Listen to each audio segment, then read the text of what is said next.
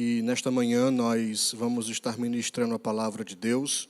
Como estamos no mês de outubro, e o mês de outubro é o mês da comunhão, então nós vamos estar trazendo uma palavra, abordando este tema tão importante para a igreja, que é a unidade e a comunhão. Então eu quero convidar você para juntos lermos primeira carta de Paulo aos Coríntios,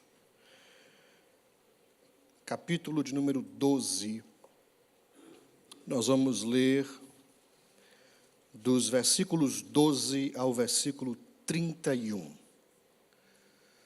Primeira carta de Paulo aos Coríntios, capítulo de número 12,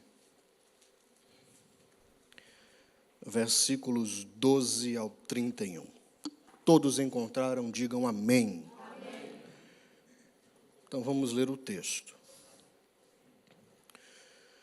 Porque assim como o corpo é um e tem muitos membros, e todos os membros, mesmo sendo muitos, constituem um só corpo, assim também é com respeito a Cristo. Pois em um só Espírito todos nós fomos batizados em um só corpo, quer judeus, quer gregos, quer escravos, quer livres. E a todos nós foi dado beber de um só Espírito. Porque também o corpo não é um só membro, mas muitos. Se o pé disser, porque não sou mão, não sou do corpo, nem por isso deixa de ser do corpo. Se o ouvido disser, porque não sou olho, não sou do corpo, nem por isso deixa de ser do corpo. Se todo o corpo fosse olho, onde estaria o ouvido? Se todo ele fosse ouvido, onde estaria o olfato? Mas Deus dispôs os membros, colocando cada um deles no corpo, como Ele quis. Se todos, porém, fossem um só membro, onde estaria o corpo? O certo é que não há muitos membros, mas um só corpo. Os olhos não podem dizer à mão, não precisamos de você. E a cabeça não pode dizer aos pés, não preciso de vocês. Pelo contrário, os membros do corpo que parecem ser mais fracos são necessários, e os que nos parecem menos dignos no corpo, a estes damos muito maior honra. Também os que em nós não são decorosos, revestimos de especial honra, ao passo que os nossos membros nobres não têm necessidade disso. Contudo, Deus coordenou o corpo, concedendo muito mais honra àquilo que menos tinha, para que não haja divisão no corpo, mas para que os membros cooperem com igual cuidado em favor uns dos outros. De maneira que, se um membro sofre, todos sofrem com ele. E se um deles é honrado, todos os outros se alegram com ele. Ora, vocês são o corpo de Cristo, e individualmente membros desse corpo. A uns, Deus estabeleceu na igreja, primeiramente, apóstolos, em segundo lugar, profeta. Deixa eu só abrir o texto aqui rapidinho, porque eu acho que a tradução aqui está equivocada. É isso mesmo? É isso mesmo? Isso. E a uns pôs Deus na igreja primeiramente apóstolos, em segundo lugar profetas, em terceiro doutores, depois milagres, depois dons de curar, socorros, governos, variedades de línguas. Porventura, são todos apóstolos? São todos profetas? São todos doutores? São todos operadores de milagres? Têm todos o dom de curar? Falam todos diversas línguas? Interpretam todos? Portanto, procurai com zelo os melhores dons, e eu vos mostrarei um caminho ainda mais excelente. Senhor, é a tua palavra, nós somos o teu povo.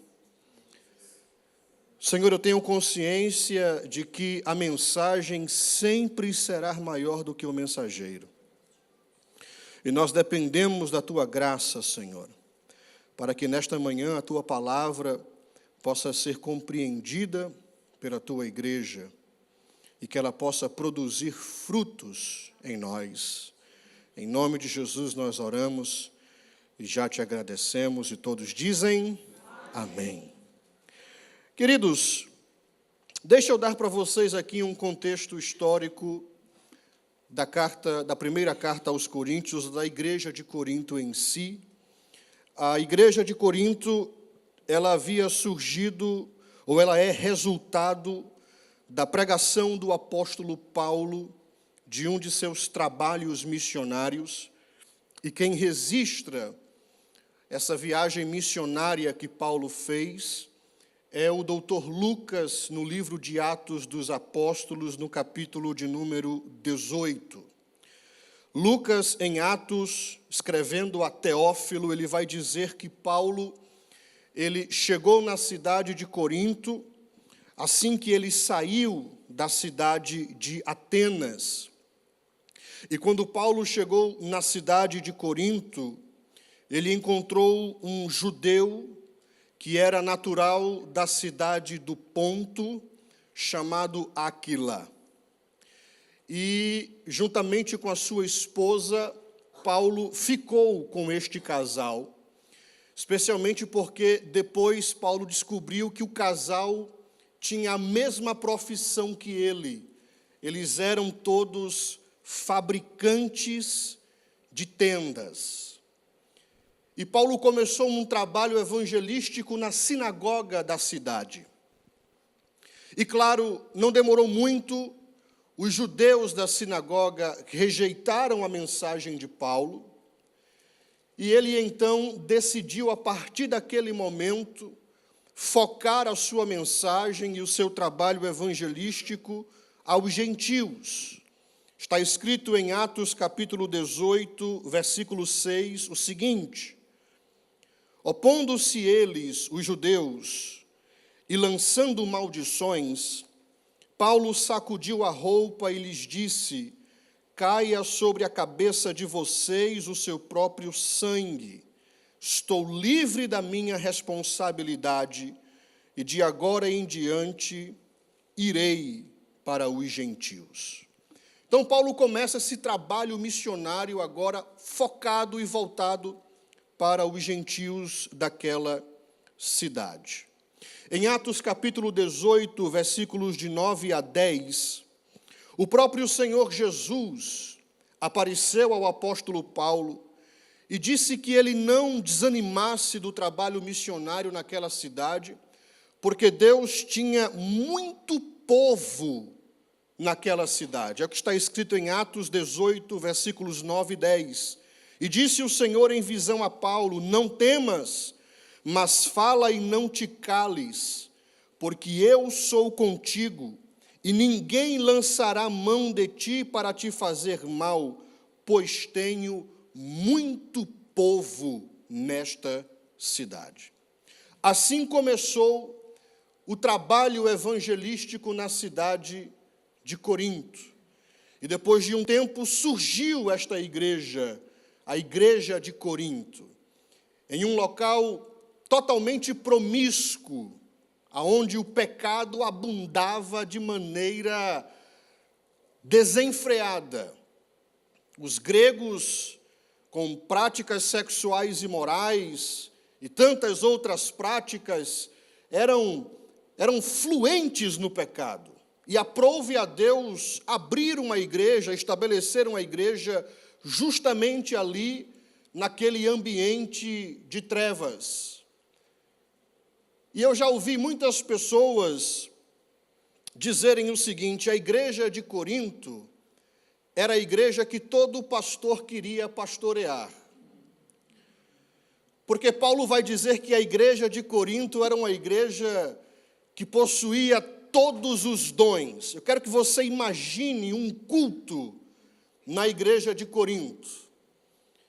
Haviam profecias, haviam quem falava em línguas, havia quem interpretava as línguas, haviam pessoas que eram usadas nos dons de curar, havia uma manifestação de todos os dons na igreja. E alguns pastores dizem: a igreja de Corinto é a igreja que todo pastor queria pastorear. E eu vou discordar dessa afirmação dos meus amigos, porque se nós tivéssemos a opção de escolher a igreja que iríamos pastorear, eu particularmente escolheria a igreja de Éfeso. É uma igreja mais desenvolvida, menos problemática. A igreja de Corinto era uma igreja complicada, era uma igreja problemática. E Paulo, como um bom pastor que era, como um bom apóstolo, ele tentou resolver os problemas que haviam na igreja de Corinto. Tentou resolver os problemas. Paulo escreveu pelo menos 4 cartas para tentar resolver os problemas da igreja de Corinto. Dessas 4 cartas, nós apenas temos 2 que foram canonizadas, foram incluídas no nosso cânon. As outras 2 se perderam, nós não temos essas cartas. Na realidade, a primeira carta que nós temos como primeira carta aos Coríntios é a segunda carta que Paulo escreve. E a segunda carta aos Coríntios que nós temos é a 4ª carta que Paulo escreve àquela igreja, tentando resolver os problemas da igreja. E parece que as cartas não resolveram porque Paulo teve que fazer uma viagem a Corinto para pessoalmente falar com aqueles irmãos. Haviam problemas de divisões nas igrejas, e Paulo trata desses problemas nos 4 primeiros capítulos da primeira carta aos Coríntios. Os irmãos haviam criado na igreja partidos. Havia o PP, que era o partido de Paulo, havia o PC, que era o partido de Cefas, havia o PA, que era o partido de Apolo, e o pior de todos era o PJ, era o partido de Jesus, por incrível que pareça. Então a igreja criou essas divisões partidárias, uns diziam eu sou de Paulo, outros diziam eu prefiro Apolo, outros diziam eu prefiro Pedro, e os espirituais, aqueles que não se submetiam a autoridade nenhuma, diziam eu sou de Cristo. Esses são os piores. Provavelmente os causadores dos demais problemas da igreja eram justamente os participantes deste grupo, porque quando eles diziam eu sou de Cristo, eles estavam, em outras palavras, dizendo eu não devo satisfação nem a Paulo, nem a Pedro e nem a Apolo. Meu negócio é com Jesus. E, normalmente, os componentes do grupo de Cristo são os piores, porque eles não se submetem. Paulo escreveu 4 capítulos para tentar resolver esse problema. Havia um problema na igreja da liderança que não exercia disciplina sobre os membros faltosos. Paulo tomou conhecimento de que o filho estava se relacionando com a sua madrasta sexualmente, estava dormindo com a mulher de seu pai, que não era sua mãe, era uma outra mulher que o pai havia adquirido, e a igreja não havia tomado nenhuma medida de disciplina sobre o membro faltoso, e nem se entristeceram por aquele pecado estar tão vivo no meio da igreja. Aí Paulo escreve o capítulo 5 dessa carta, dizendo àquela igreja que eles deveriam disciplinar o membro faltoso, e Paulo usa palavras que, se nós usássemos aqui hoje, nós iríamos perder talvez metade da membresia da igreja. Porque Paulo diz, eu quero que você entregue o corpo dele a Satanás, para que a sua alma seja salva, mas o corpo pode entregar a Satanás. E outra coisa, não quero que vocês se sentem com ele, nem comam com ele, nem tenham comunhão com ele. Palavras duras, disciplina na igreja. Havia um problema de irmãos que estavam levando outros irmãos, perante os tribunais gregos, para terem as suas causas seculares julgadas pelos ímpios. E aí Paulo diz, vocês não sabem que vocês um dia hão de julgar os anjos? Não é possível que dentro da igreja não tenha ninguém com sabedoria para poder chamar os dois irmãos e tentar resolver o problema, e vocês têm que levar a causa de vocês aos juízes gregos, para que eles blasfemem do Evangelho, para que eles blasfemem de Cristo.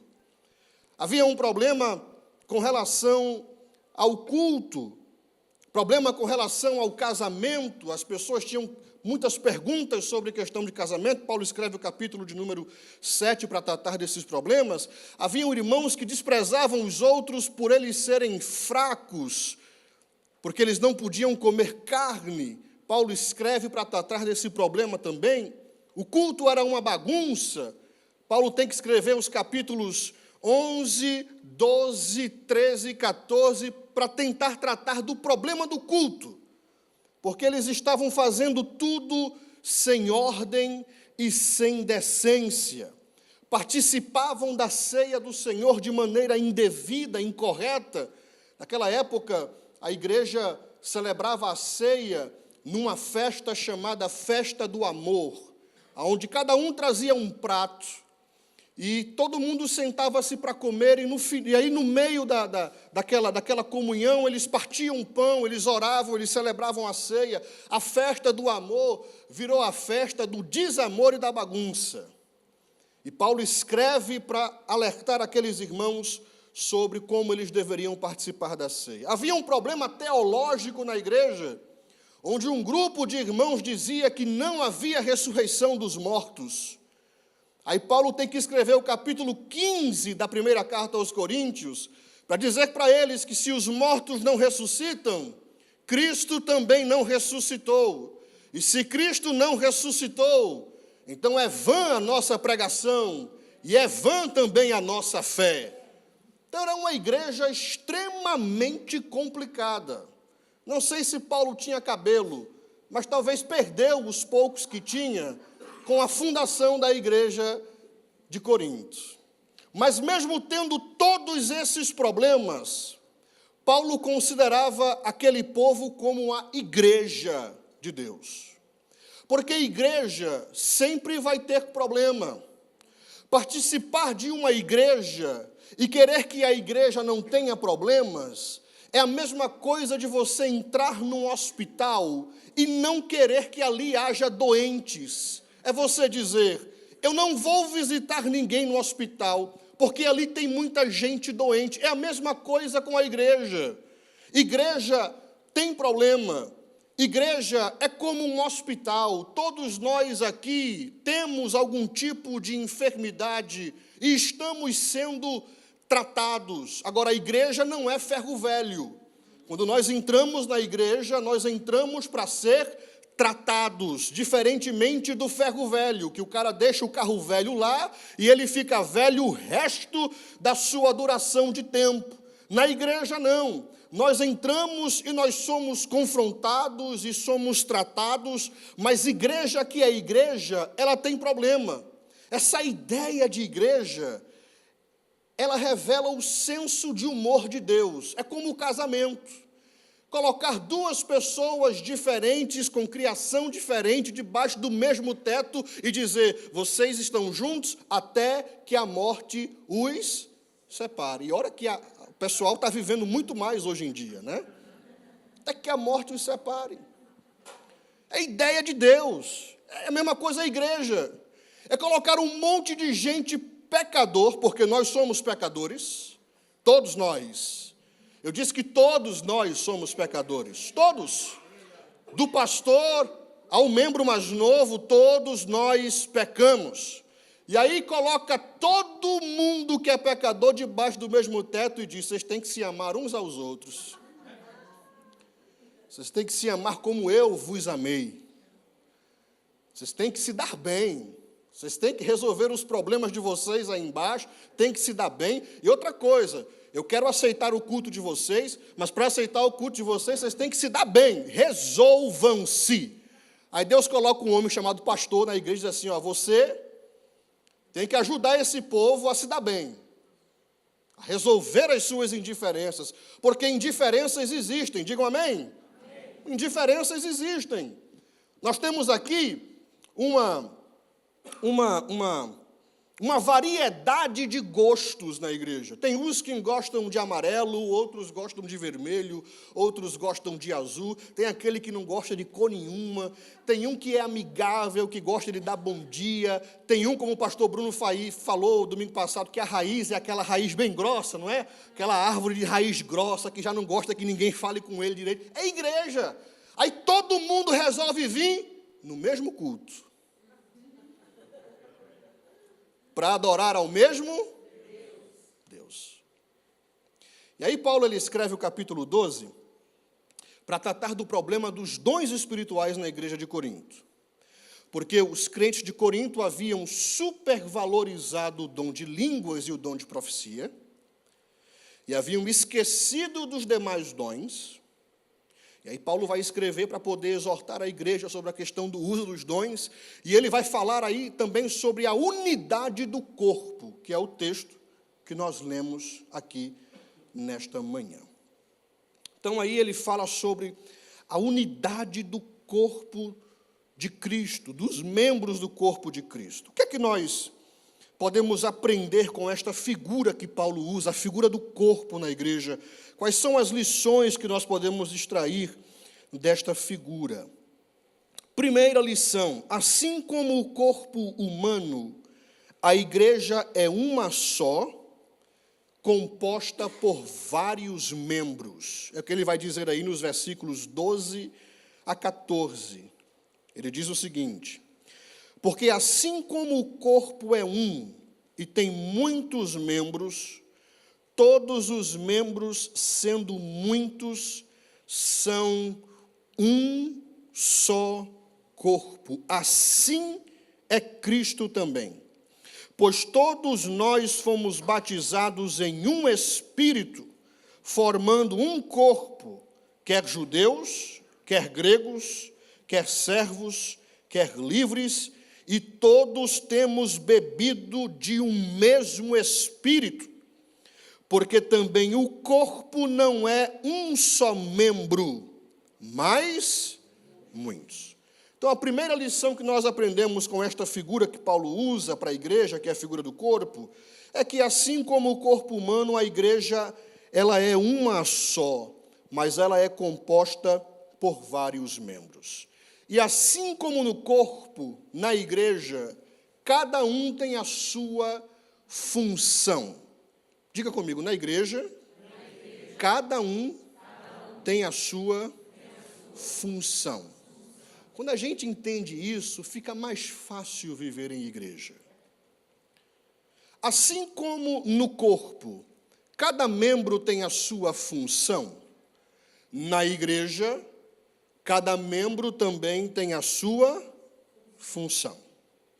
Assim como no corpo, todos os membros trabalham para o bem do corpo, assim também na igreja, todos os membros trabalham para o bem do corpo.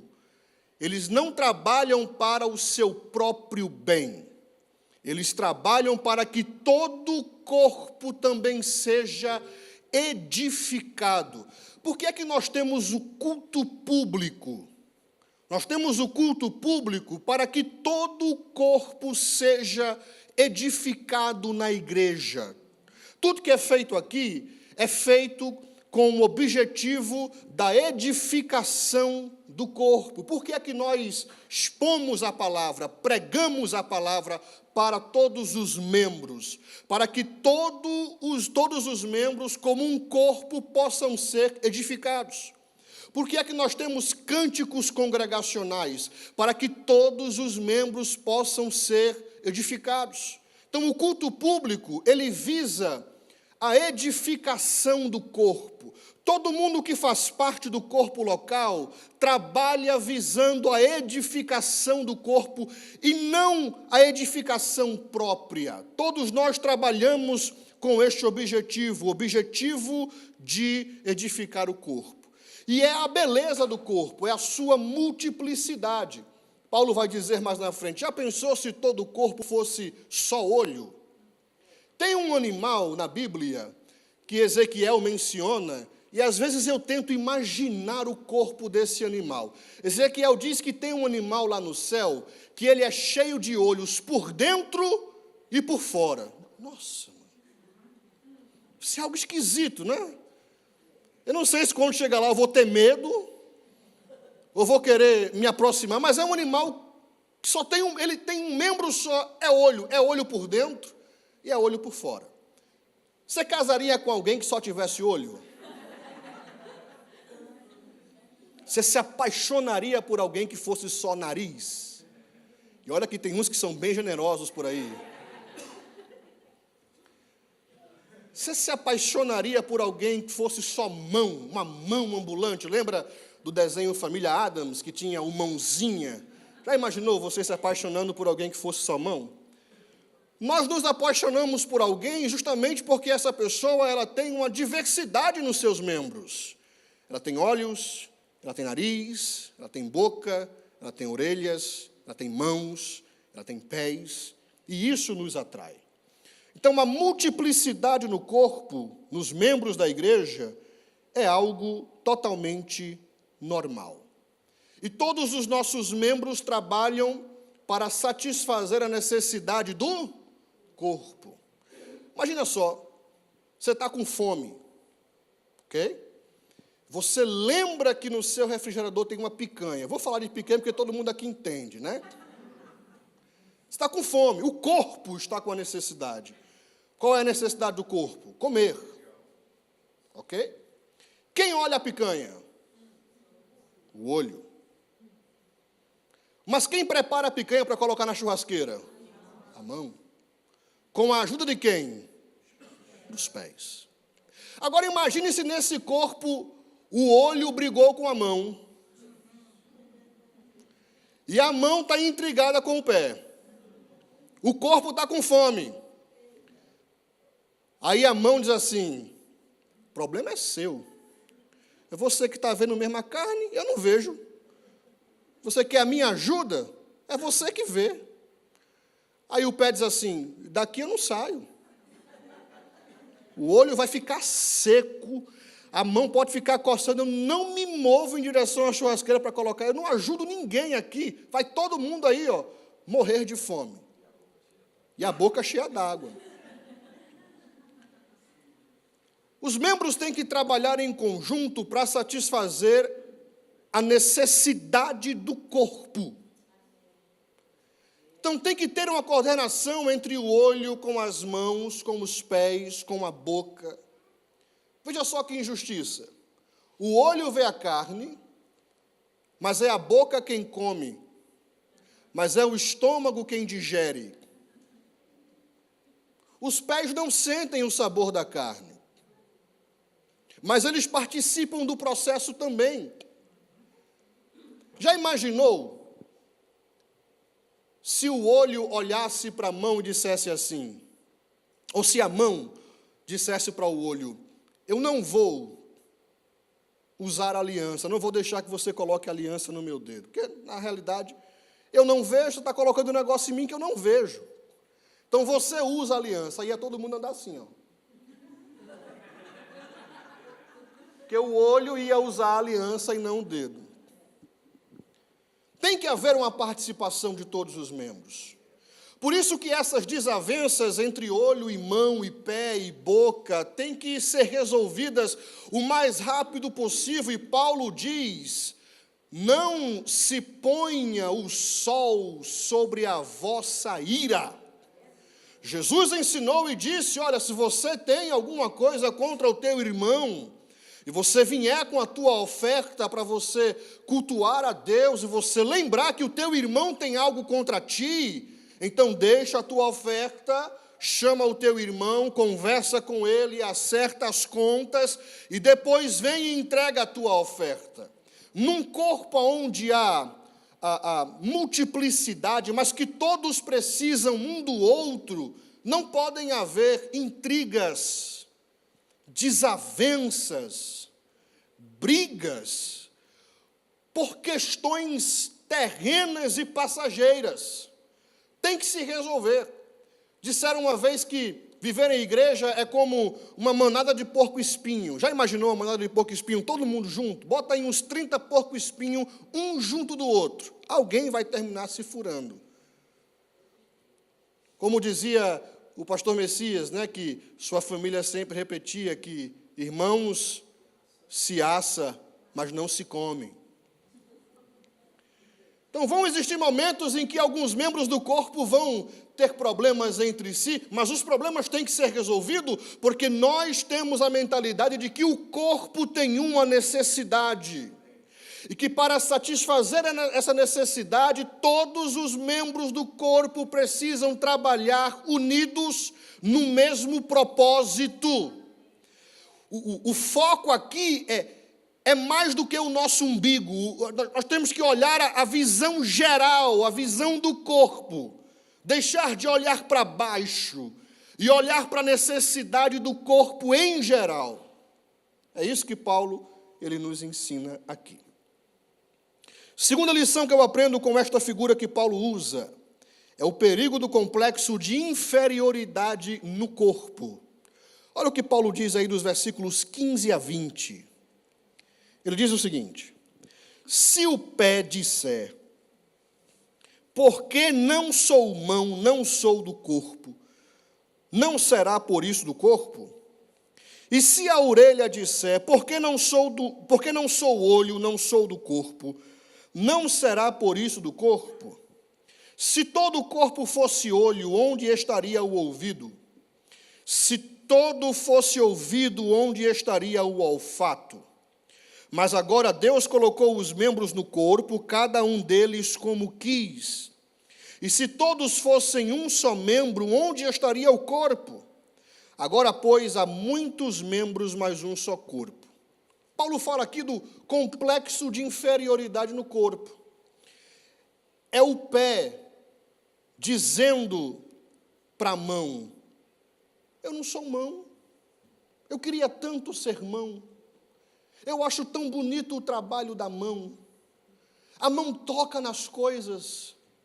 Eu, como pé, vivo o dia todo aqui comendo poeira, às vezes sempre dentro de um sapato, mas a mão não, a mão é livre, a mão toca, a mão carrega. Como eu queria ser mão? É o complexo de inferioridade do pé com a mão. Ele fala do complexo de inferioridade da orelha com o olho. A orelha dizendo: eu queria tanto ser olho, eu só escuto, mas o olho vê. Eu só escuto o barulho, mas o olho vê o sol, o olho vê a natureza, o olho vê os homens. Como eu queria ser olho, eu não queria ser orelha, eu queria ser olho. É um membro que tem complexo de inferioridade, que se acha menor do que os outros membros do corpo, mas Paulo vai dizer que todos eles, na realidade, são membros do corpo e são importantes para o corpo.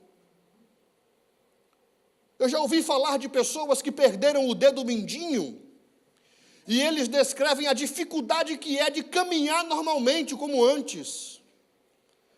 Pessoas que perdem um dedo da mão e sentem dificuldade para pegar objetos como antes, porque todos os membros são importantes no corpo. Então não há necessidade do membro do corpo ter complexo de inferioridade, porque ele é orelha e não é olho. Ter complexo de inferioridade é não entender o que Paulo diz aqui, quando ele diz que é Deus quem coloca os membros do corpo como Ele quer. Então, se Deus fez de você orelha, é porque Ele não queria que você fosse olho. Se Deus fez de você um pé, é porque Ele não queria que você fosse uma mão. Você precisa encontrar e entender que o lugar que você ocupa na igreja foi estabelecido pelo próprio Deus. Já pensou se todos fossem pastores? Onde estariam as ovelhas? E se todos fossem ovelhas, onde estariam os pastores? Já pensou se o grupo de louvor, todo mundo cantasse, fizesse parte do grupo de louvor na igreja? Vamos ouvir o grupo de louvor, aí sai a igreja todinha daí, vem todo mundo aqui para cima, não fica ninguém aí. Já imaginou? Todo mundo tem a sua função no corpo. Então não há espaço para complexo de inferioridade dentro do corpo de Cristo. Todos somos importantes. Terceira lição, o complexo de superioridade no corpo. Porque existe o complexo de inferioridade, mas existe o complexo de superioridade. Paulo vai dizer aqui, vamos lá, capítulo 12, versículos 21. E o olho não pode dizer à mão, não tenho necessidade de ti, nem ainda a cabeça aos pés, não tenho necessidade de vós. Antes, os membros do corpo que parecem ser os mais fracos são necessários, e os que reputamos serem menos honrosos no corpo, a esses honramos muito mais. E aos que em nós são menos decorosos, damos muito mais honra, porque os que em nós são mais honestos não têm necessidade disso, mas Deus assim formou o corpo, dando muito mais honra ao que tinha falta dela, para que não haja divisão no corpo, antes tenham os membros igual cuidado uns dos outros. Então, Paulo tratou do complexo de inferioridade, a orelha que diz ao olho, eu queria ser olho, mas agora ele fala do complexo de superioridade no corpo, falando do olho dizendo para a mão, eu não preciso de você, porque eu sou olho. Você não vê? Eu vejo, você não vê. Então, da mesma forma que não pode existir o complexo de inferioridade no corpo, não deve existir o complexo de superioridade. O membro que pensa que é mais do que os demais membros, talvez porque ele tem no corpo uma posição de destaque, é uma posição visível, e ele pensa que por ser visível, ele não precisa dos demais membros do corpo que não são vistos. Deus o colocou em uma posição de destaque, mas não para que ele menospreze os demais membros do corpo que não estão nesta posição. Então Paulo diz que também não deve haver espaço para o complexo de superioridade. Pessoas que acham que são a última bolacha do pacote, ou o último biscoito, não sei. Há essa briga, né, entre bolacha e biscoito. Pessoas que acham que são a última Coca-Cola do deserto, como dizem por aí. Eles entram na igreja e entram de nariz empinado e exercem suas funções, exalando soberba, menosprezando os demais membros do corpo. Paulo vai dizer que isso está errado, porque no final todos nós somos membros de um só corpo. E tudo o que fazemos, fazemos para o bem-estar do corpo e para a glória de Deus. O corpo jamais pode esquecer que ele só existe para a glória de Deus. Você pode ser qualquer membro, mas só existe uma cabeça. A cabeça do corpo, Paulo diz, é Cristo. De sorte que se você não estiver ligado à cabeça, o corpo não tem vida. Você desenvolve a função, mas desenvolvida sem uma mão. Mas se você for desligado da cabeça, o corpo não tem vida. Todos os membros estão ligados a Cristo, que é a cabeça. A Cristo a glória, a Cristo a honra. Cristo é o membro importante do corpo, o mais importante de todos os membros. É por isso que o culto é a Cristo, não é um membro. É por isso que a igreja está fundada em Cristo e não no pastor que é membro. Existem igrejas aí fora que se o pastor morrer, a igreja acaba. Porque a igreja foi fundada no pastor e não foi fundada em Cristo. A base da igreja é Cristo. Ele é o fundamento sobre o qual os apóstolos edificaram, e nós edificamos sobre o fundamento dos apóstolos, mas o fundamento da igreja sempre será Cristo. Ele é importante, Ele é a estrela.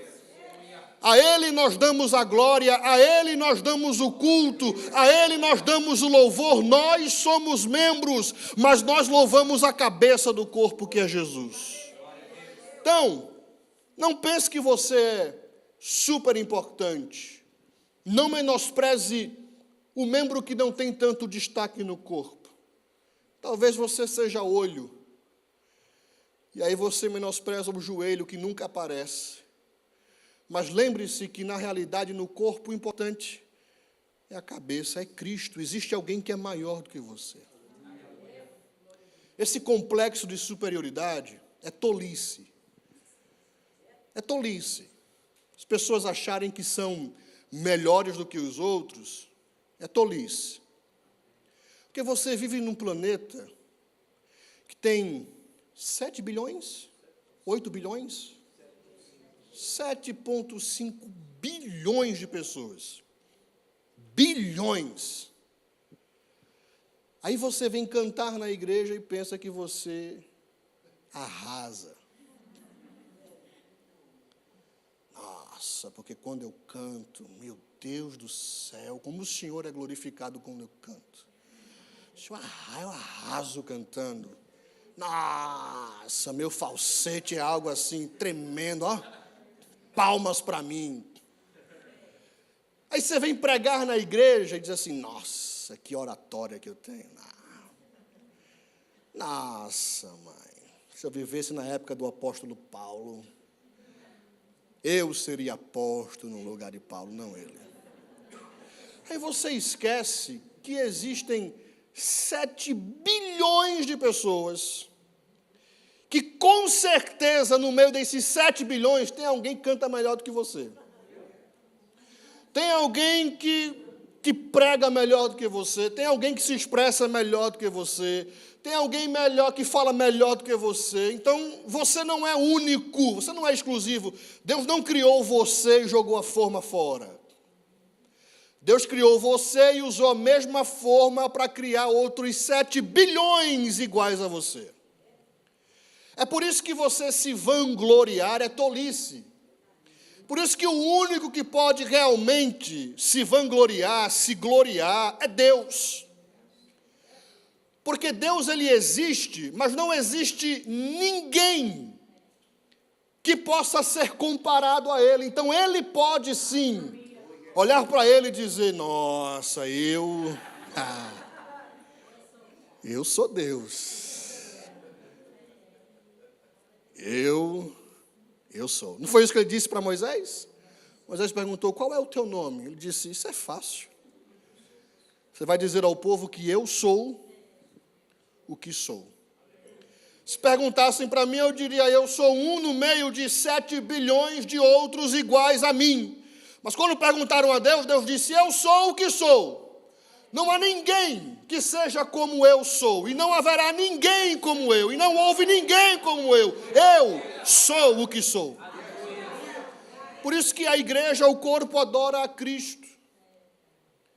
Culto não é para você.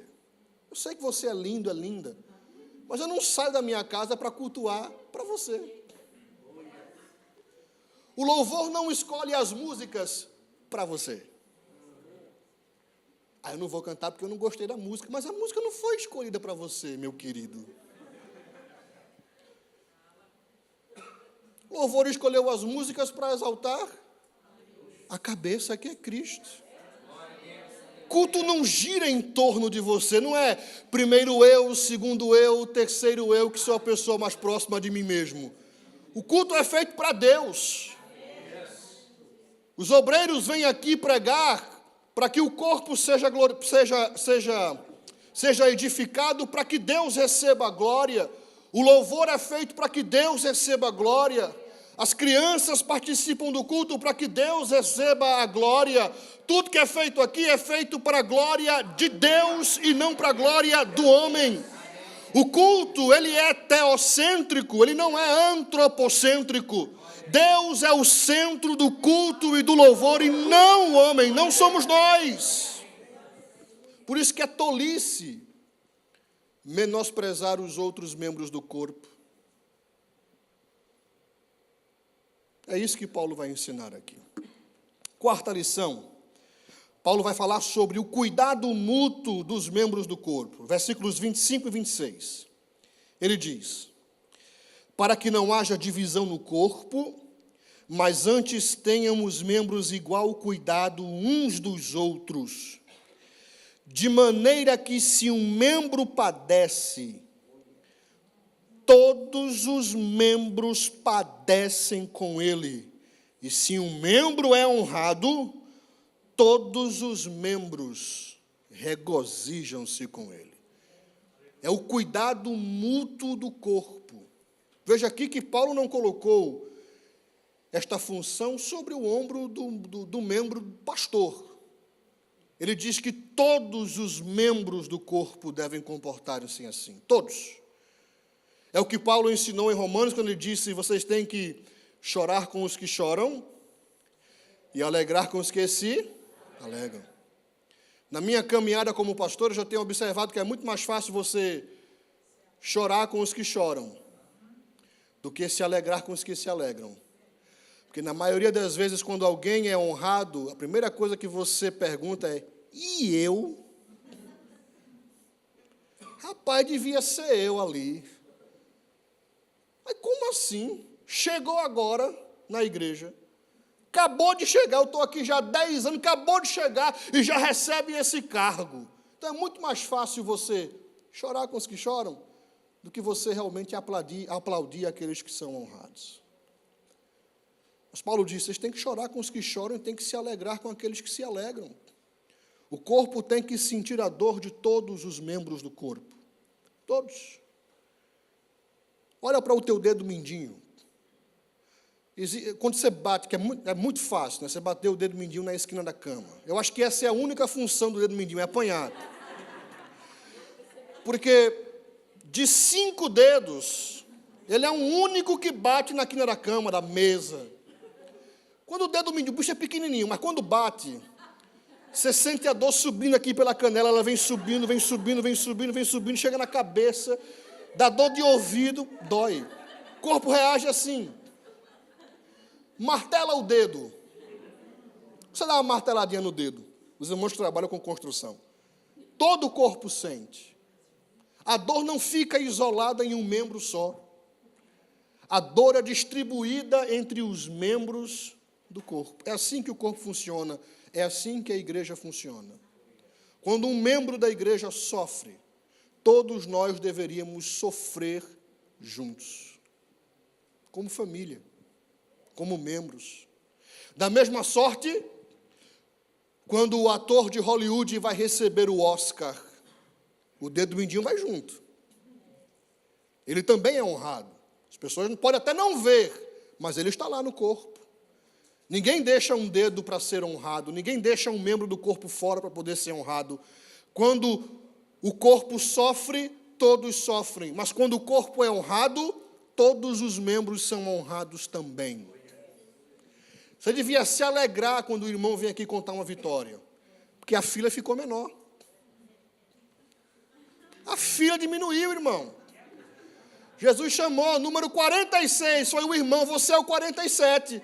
Diminuiu a fila. Opa, Jesus, está diminuindo a fila, daqui a pouco chega a minha vez.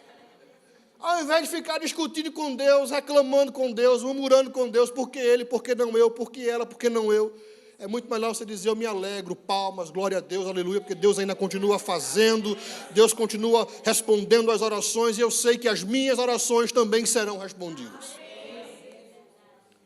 Sentir a dor um do outro, regozijar-se um com o outro.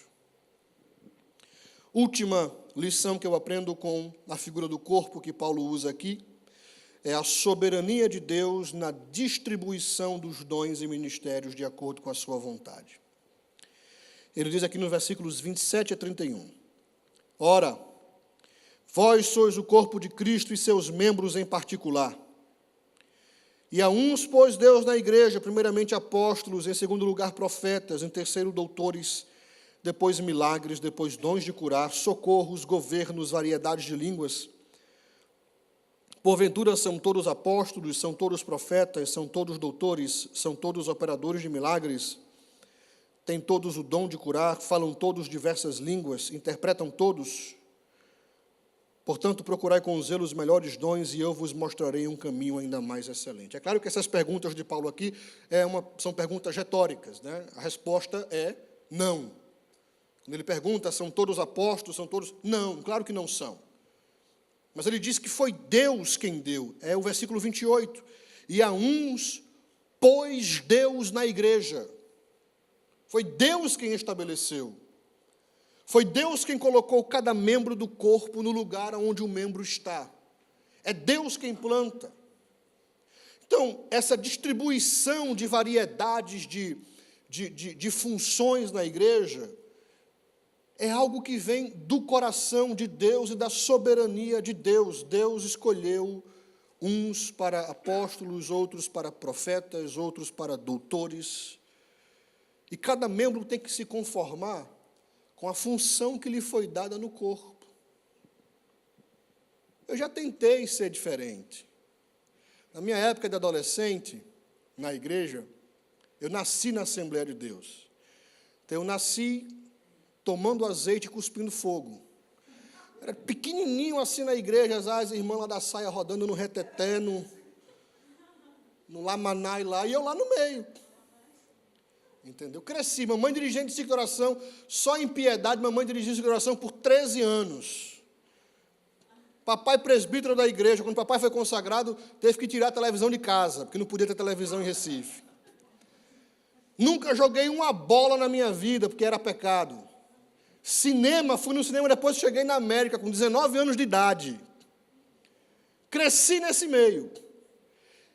E quando eu era adolescente, era o auge das pregações. Eu ainda peguei um pouquinho de Napoleão Falcão, Idecaso Takayama. Olha o nome do cara. Só o nome é de arrepiar. Qual é o seu nome? Idecaso Takayama. Pronto, Jesus batizou 15 com o Espírito Santo. Só no nome de falar o nome do cara. Gilmar Santos. Pregava Gilmar Santos, pregava Idecaso Takayama, pregava Napoleão Falcão. E outros pregadores, na época estava surgindo outros pregadores também.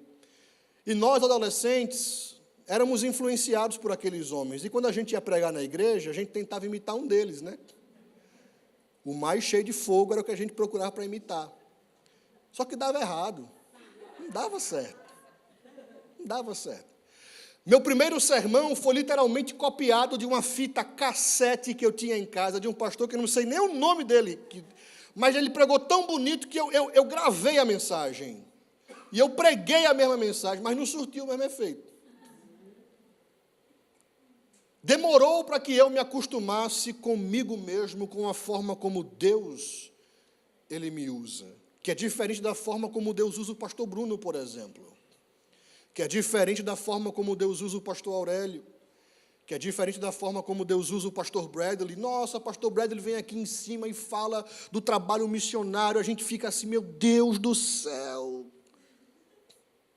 Mas é um trabalho específico que Deus chamou ele para fazer. Você teria coragem de deixar a sua família para trás e arriscar a sua própria vida para fazer a obra missionária? Nem todos têm essa coragem. Mas Deus escolheu ele, capacitou ele, chamou ele, preparou a sua família para ele fazer esse trabalho. Você teria condições de pastorear uma igreja como o pastor Messias pastoreia, o pastor? De abdicar da sua família, de não tirar férias para poder atender às necessidades dos outros? Cada um foi colocado na igreja para desenvolver uma determinada função. E Paulo diz, foi Deus quem distribuiu isso. É trabalho de Deus essa distribuição, é de acordo com a vontade de Deus. Uns são usados de uma forma, outros são usados de outra forma, mas todos são usados por Deus, desde aquele que lava o banheiro, até aquela que cozinha, até aquele que limpa a bagunça depois, porque depois que a gente come aqui, você se pica, mas fica alguém para limpar. Trabalha no corpo, é membro do corpo, está desempenhando uma função para o corpo.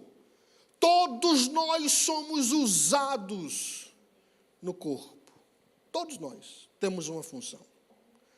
Já pensou se num conjunto musical só tivesse um instrumento? Se faz o trabalho com um instrumento só? Se faz. Mas fica aquele negócio bonito é quando tem um teclado, quando tem um violão, quando tem uma guitarra, quando tem uma bateria, e todos tocam no mesmo ritmo, no mesmo tom, a mesma música. Já imaginou? Se a gente fosse tocar aqui, um puxa um tom, o outro puxa para um lado, o outro tom, aí o baixo vai, pega a música num outro tom e tenta todo mundo tocar a mesma música em tom diferente. Não dá certo. O irmão que vai cantar puxa um outro tom, não dá. Todo mundo tem que sincronizar. Temos que tocar a mesma música no mesmo tom, no mesmo marca-passo, porque estamos cantando para o mesmo Deus. A obra, ela é a obra de Deus, feita pelo corpo local. Precisamos fazer a obra, todos a mesma obra, no mesmo ritmo. E se você é aquele membro apressadinho, tenha paciência com o membro que é mais devagar. Espere por ele, não deixe ele lá sozinho. Traga ele para fazer junto com você. Vamos ficar de pé nesta manhã. Nós vamos orar a Deus e vamos pedir a Deus que nesse mês de comunhão, que o Senhor possa nos ajudar a resolvermos as indiferenças entre nós que somos membros do corpo. Se você tem alguma coisa contra o seu irmão, eu aconselho você a procurá-lo e, como adulto, resolver o problema, com conversa, com oração. Porque isso, irmãos, inimizades e intriga entre irmãos da igreja só dá pressão alta. É isso que dá, é problema de pressão alta, variz nas pernas. Suas pernas estão todas cheias de variz por causa disso, você não dorme. Insônia, olheira, olha só os prejuízos. Tem que resolver esse problema. Senhor, obrigado pela Tua palavra. Obrigado porque entendemos que somos todos membros de um mesmo corpo, importantes no desenvolvimento deste corpo. E eu quero pedir que o Senhor nos ajude a fazermos tudo para a glória do Teu nome. Se porventura existe algum membro enfermo aqui, Senhor, que o Senhor possa curá-lo. Ajuda-nos a resolvermos as nossas intrigas, os nossos problemas entre irmãos. Senhor, em nome de Jesus, que não haja divisão no Teu corpo, mas que haja unidade, para que o Teu nome seja glorificado e a Tua obra seja feita. Em nome de Jesus, nos ensina a chorarmos com os que choram e a nos alegrarmos com quem se alegra. Obrigado, Senhor. Nos ensina a entendermos e a aceitarmos as nossas funções no corpo, sabermos que fomos escolhidos por Ti para tal função. Assim oramos, em nome de Jesus. Amém. Pastor Messias.